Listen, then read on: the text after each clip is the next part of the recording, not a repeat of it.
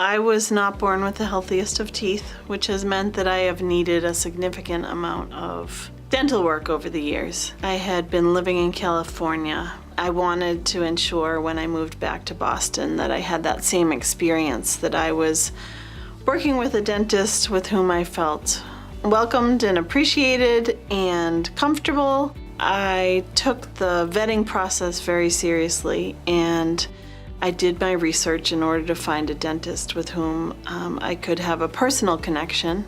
When I first met Dr. Orenstein, I was overwhelmed by his ability to make me feel comfortable. He really got to know me as a patient, and so every time I came to have an appointment with him, he remembered information about my life, and so it wasn't limited to simply a dental visit. It was really that personal connection that kept me coming back.